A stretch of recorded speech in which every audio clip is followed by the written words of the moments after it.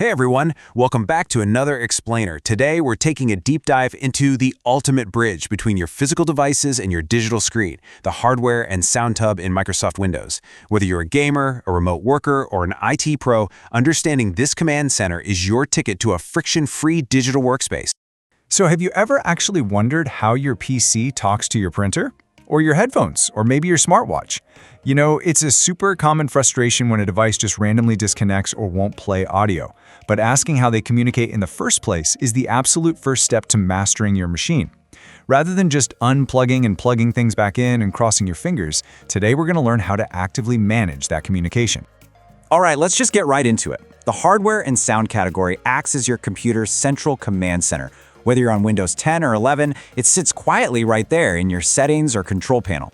Mastering this menu transforms you from a user who's kind of at the mercy of their hardware to an empowered user who knows exactly how to configure, tweak, and fix their physical devices. Here's our roadmap for today. We'll hit the hardware control room, connecting your devices, inside the device manager, audio, power and preferences, troubleshooting common problems, and finally, the evolution of hardware. Let's go! Section 1. The Hardware Control Room. Let's walk through those main doors and see what we're actually working with. Think of this hub as a giant, highly organized toolbox all under one roof. You've got devices and printers for your peripherals, AutoPlay rules for when you plug in, say, a flash drive, and some incredibly granular controls for sound, power options, Bluetooth, and storage devices. Plus, you have the all-important Device Manager, which is basically the master control board for your entire setup. Moving right along to Section 2, Connecting your devices. Let's see how we actually integrate external hardware into your daily workflow. It's actually mind-blowing how Windows accommodates such a staggering variety of tools.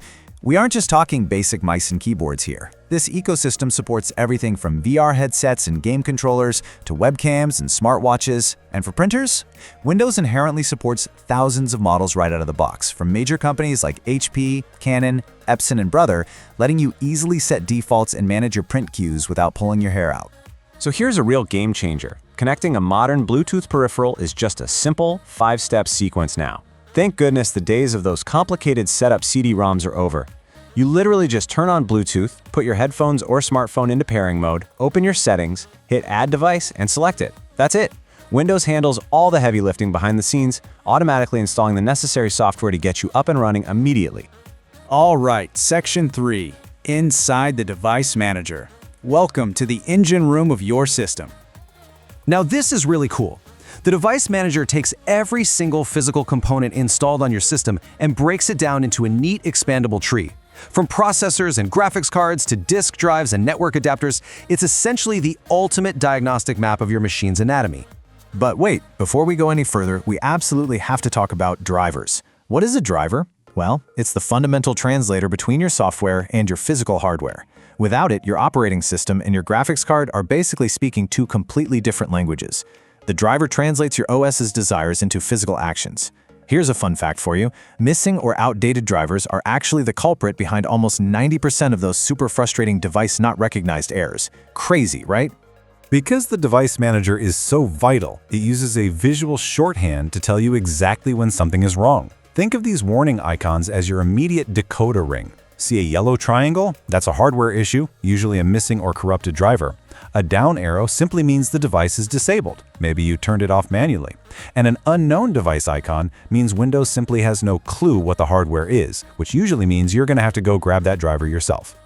On to Section 4. Audio, power, and preferences. Let's talk about personalizing your everyday setup. Whether you're setting up spatial audio for an immersive gaming session, or just frantically switching from your laptop speakers to your Bluetooth headphones right before a meeting starts, the sound settings offer incredibly granular audio controls. You can set your default playback devices, tweak recording equipment like your USB mic, and even use enhancements like bass boost or loudness equalization to dial in your exact perfect audio profile. Now, speaking of dialing things in, your PC's energy usage is dictated by 3 distinct power plans. Balanced is your go-to for most everyday users, giving you performance when you need it and saving battery when you don't. Power Saver is strictly for reducing consumption, which is perfect when you're stuck on a long flight with your laptop. And then there's High Performance. This one completely ignores battery life to prioritize raw speed, which is exactly what you need for gaming, video editing, or running heavy CAD software. Okay, quick aside. If you've ever been confused about sleep mode versus hibernate, here's the exact difference. Sleep mode keeps your current session stored in your system's memory for a super fast startup, using just a tiny bit of power. But hibernate, it saves your session completely to your hard disk and uses absolutely zero power. You could literally unplug a desktop entirely from the wall, come back weeks later, and it will restore your previous work exactly as you left it. No way, right? It's pretty amazing.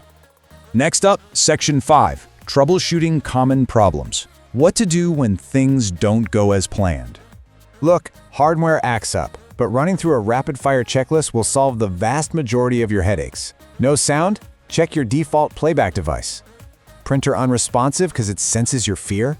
Just restart it and clear the queue. USB device not detective? Try a different port. And if Bluetooth fails, please, always verify that the toggle is actually turned on before you panic. Usually, Windows can detect and repair these things automatically if you just point it in the right direction. Finally, Section 6, the evolution of hardware. Let's take a quick trip down memory lane. Tracking this journey from past to present reveals a massive shift toward a wireless, touch-driven world. We went from the super basic hardware management of Windows XP to the dedicated devices and printers hubs in Vista and 7. Then Windows 8 completely disrupted things with touchscreen and pen integration, and today, Windows 10 and 11 have consolidated all of this into a modernized, sleek settings app with seamless Bluetooth and accessibility management. Seeing that classic brightly colored XP interface right next to the modernized menus really highlights how much the user experience has been streamlined over the years. The foundational logic of managing hardware, that hasn't really changed. But the interface is so much cleaner and more intuitive now, specifically designed to help you find what you need way faster. Understanding hardware and sound really bridges that gap between digital frustration and total mastery. You literally have the map to navigate it all now. So, my question to you is, the next time a device randomly disconnects, are you just going to unplug it and cross your fingers? Or will you open the engine room and fix it like a pro? I highly encourage you to open your settings today and take control of your machine. Thanks for joining me on this explainer, and I'll catch you in the next one.